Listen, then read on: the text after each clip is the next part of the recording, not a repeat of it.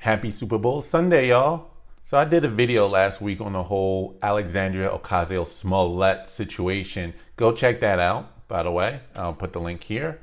Now, I prefaced it as an intentional distraction to what is really going on behind the scenes in Congress, and to get the public distracted as they get everyone to look left while they're conspiring here on the right.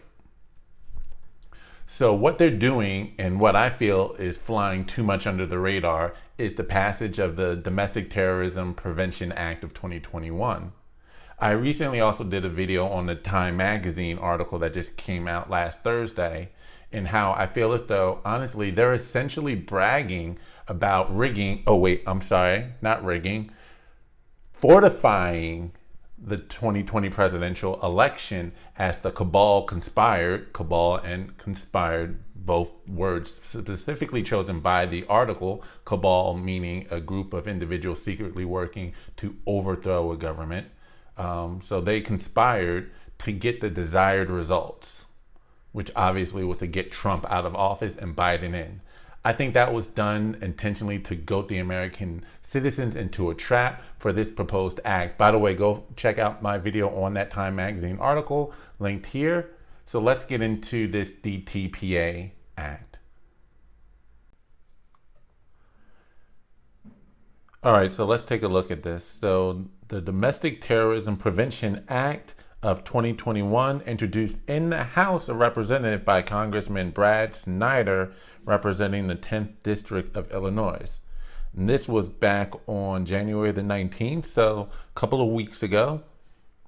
And in addition to his name, you can see that there were other representatives included in this, including Judiciary Chairman Jerry Nadler, Representative Brian Fitzpatrick, Robin Kelly, Representative Don Bacon, I'll go with Bacon, Representative Vicente Gonzalez, Fred Upton, Lou Correa, and Senator Dick Durbin, which he introduced his own companion bill in the Senate, HR 350, if you want to take a look at that. So let's take a look at some of the language being used in the introduction of said bill. And I quote, "Following the terrifying attack on the Capitol this month, which left 5 dead and many injured, the entire nation has been seized by the potential threat of more terrorist attack in Washington and around the country. Unlike 9/11, the threat that reared its ugly head on January the 6th is from domestic terror groups and extremists, often racially motivated violent individuals. America must be vigilant to combat those radicalized to violence, and the Domestic Terrorism Prevention Act gives our government the tools to identify, monitor, and thwart their illegal activities. Combating the threat of domestic terrorism and white supremacy is not a Democratic or Republican issue, not left versus right or urban versus rural. Domestic terrorism is an American issue, a serious threat that we can and must address together," end quote. Let me take the quote from Jerry Nadler, and then I'll go into reading more about the bill. So I'm proud to be an original co-sponsor of this bill, which we need now more than ever.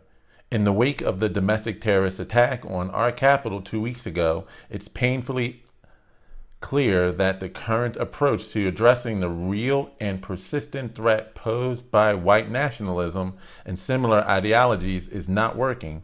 We must not allow hate crimes and domestic terrorism to continue unchecked.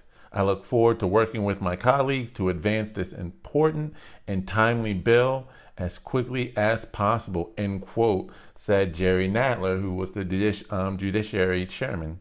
Now scrolling down to the bill, past some of their rhetoric of the other congressmen and women.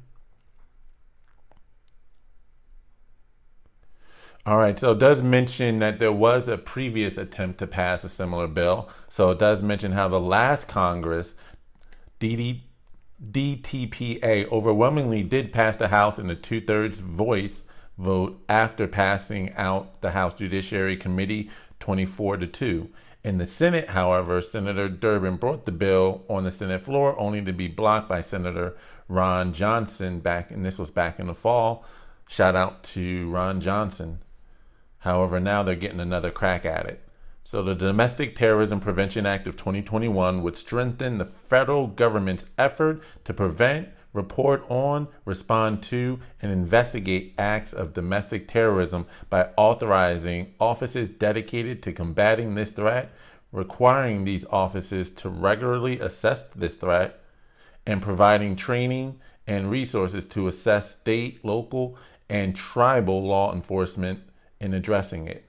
DTPA would authorize 3 offices, one each within the Department of Homeland Security, the Department of Justice, DOJ, and the Federal Bureau of Investigation, aka the FBI, to monitor, investigate, and prosecute cases of domestic terrorism.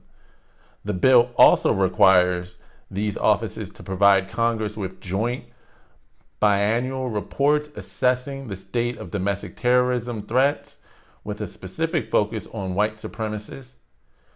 Based on the data collected, DTPA requires these offices to focus their resources on the most significant threat. DTPA also codifies the Domestic Terrorism Executive Committee, which would coordinate with the United States attorneys and other public safety officials to promote information sharing and ensure an effective, responsive, and organized joint effort to combat domestic terrorism.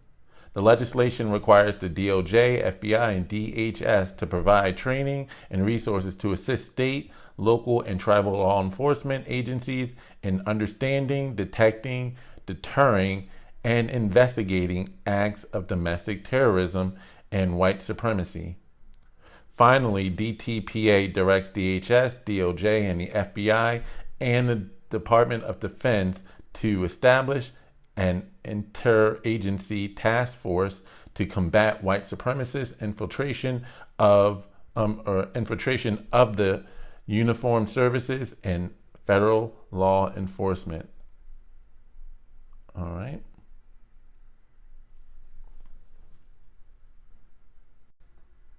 Now, I feel as though the Time magazine article, as well as other divisive actions, are done intentionally in order to infuriate those on the right after revealing just how corrupt the system is and give them a sense of legitimate justification for their anger, so much so that they can cast them under this net of terrorism, or to provoke the other side to the point, like with the Capitol attack, that they do react in such a way that can justify the use of this DTPA Act. And while Americans can agree that terrorism is bad and needs to be stopped, what are they even defining as terrorism? Listen to this ex-CIA director, John Brennan, while on MSNBC 3 weeks ago, cast this huge net of terrorism. Go. Members of the Biden team who have been nominated or have been appointed are now moving in laser-like fashion to try to uncover as much as they can about what looks very similar to insurgency movements that we've seen overseas, where they germinate in different parts of the country and they gain strength, and it brings together an unholy alliance frequently of religious extremists, authoritarians, fascists, bigots, racists, nativists, even libertarians.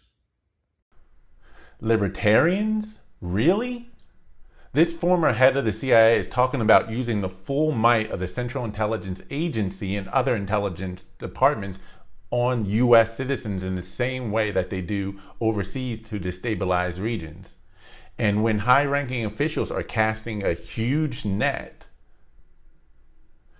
such a wide net that it includes libertarians, you know they really don't care about distinguishing between anyone who is not in line with the Democratic Party, the mainstream media narrative or talking points, which, as the Time magazine article has again revealed, which we already knew, but again essentially bragging that they're controlling the message, they're controlling the flow of information and controlling the media narrative. So if you don't fall in line with that narrative being directed by the cabal through mainstream media, and the establishment as a whole, which includes establishment Republicans like Mitch McConnell and Mitt Romney, all you have to do is question the irregularities of the 2020 election and you're a potential terrorist. And don't believe me, all Tim Pool did was pretty much reiterate or restate exactly what was in the Time Magazine article on Twitter, and Twitter flagged the tweet for its potential risk of violence, despite the fact that neither the article or Tim Pool's tweet had any calls to violence.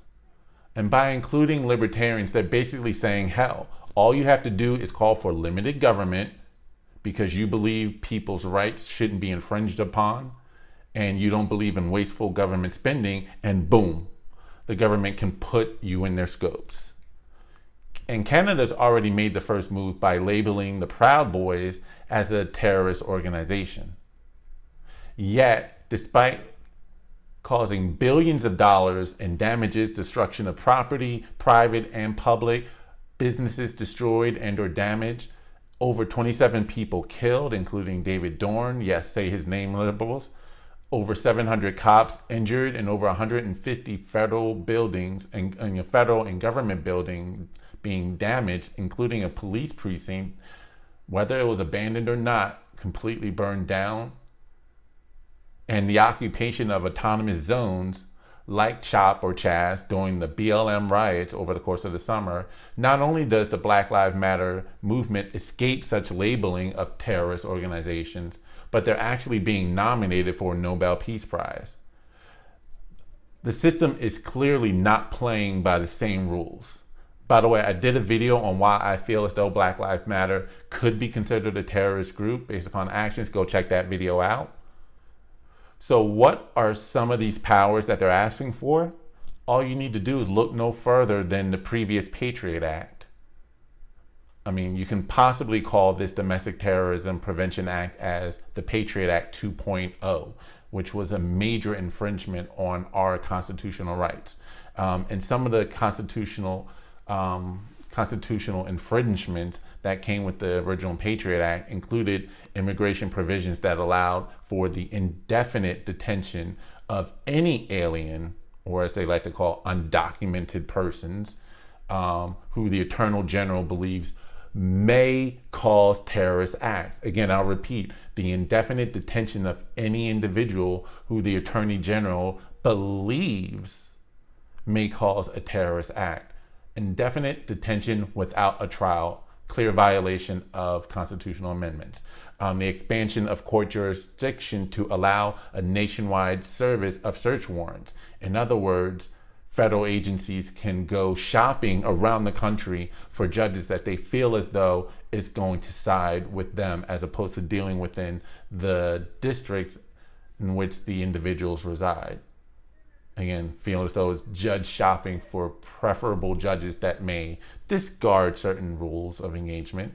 Then there's the sneak and peek, which delayed notification searches, the notorious section of 215 of the Patriot Act, which allowed the FBI to secretly access personal records from bookstores, libraries, medical and educational facilities without probable cause. And then there was section 802 of the Patriot Act, which defines domestic terrorism so broadly that it allowed the FBI to harass advocacy groups for their political activity. Again, going back to what Canada's already starting to do with the Proud Boys. And then there's the collection of our personal information and data, even without a warrant, as exposed by Edward Snowden, despite the head of the NSA, who was it, James Clapper? Yes, James Clapper testified before Congress back in 2013 that the government was not violating the bounds of the Patriot Act and the Constitution by collecting the metadata of everyday average citizens. And yet Edward Snowden revealed that to have been a complete lie, and yet they were able to get away with it because of the times and how deep the swamp was. And last I recall, James Clapper is not under arrest for perjury, despite perjuring himself under oath. And this happened during the Obama administration.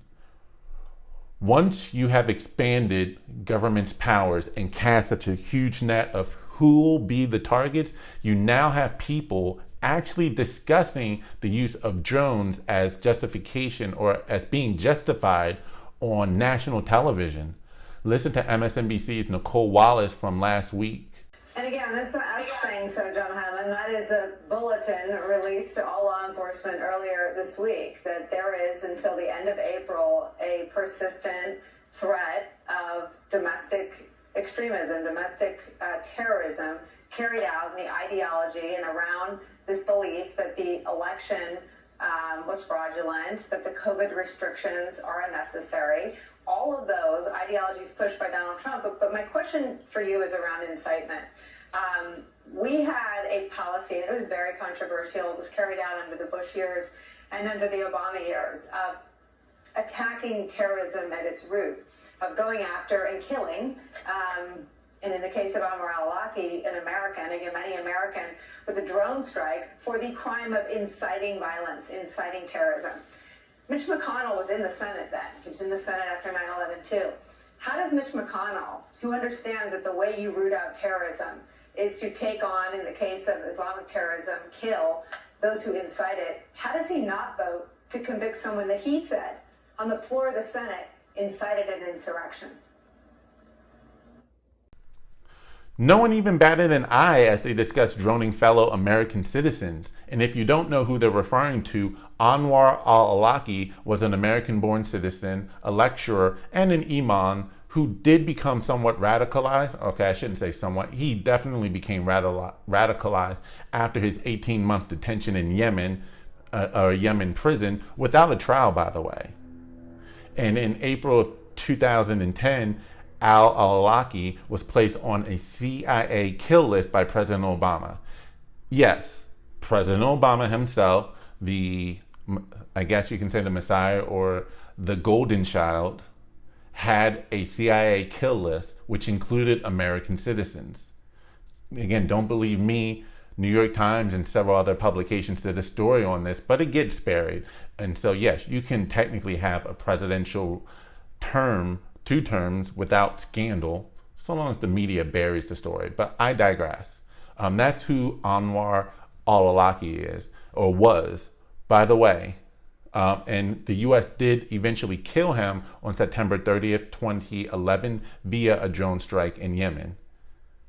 And Anwar al-Awlaki did also have a son, Abdul Rahman Anwar al-Awlaki, who some people confuse them as being one because Anwar is included in his son's middle name.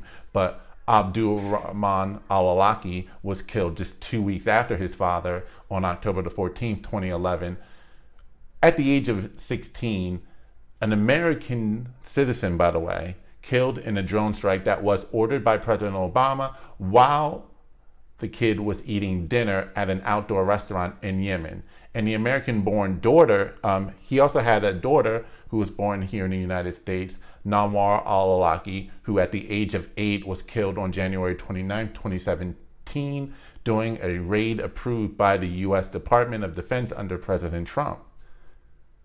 The swamp runs so deep, nobody even was held accountable for 3 American citizens killed, 2 of which admittedly by accident, because if you didn't realize, a lot of our drone strikes, and when I mean a lot, I mean, as reported by the Huffington Post, as many as 90% of all drone strikes overseas, even under the Obama administration, killed civilians or killed people that they didn't intend. Over 90% of the drone strikes overseas killed unintended civilians. But you've seen 2 of those civilians being American that were killed unintentionally, and then 1 that was killed intentionally, and no accountability whatsoever. But they're casually talking about going back to having a CIA kill list of Americans without a trial, without presenting a case before a federal judge or Congress. This is where we're headed, people. And don't get baited or fall into any of the traps. You got to pay attention to what's going on. Realize as the media sensationalizes over certain stories, it's usually a distraction for something much bigger being done behind the scenes. They're going to try to use the intense emotions from the Capitol situation or the Capitol riots as a way of getting this bill passed this time, which was defeated back in the fall of 2020. But again, try to capitalize over the emotions and what they think is the unified condemnation of the Capitol riot attack to get this passed. So you got to make sure that you call your state and district representatives and Congress to once again defeat this bill from passing. By the way, don't forget to subscribe to my channel to be notified of my latest content. It's important that we stay awake, stay aware of what's going on, and that we also stand united. There's clearly a cabal trying to control the perspective. We also need to make sure that we let them know that we are not buying it. We're not swallowing that blue pill. We have woke up. Also, don't forget to like this video, comment on this video. I want to know your thoughts. And again, subscribe to this channel. This is Bruce the Boss Brooks, and I'm out. Enjoy the Super Bowl, y'all. Peace.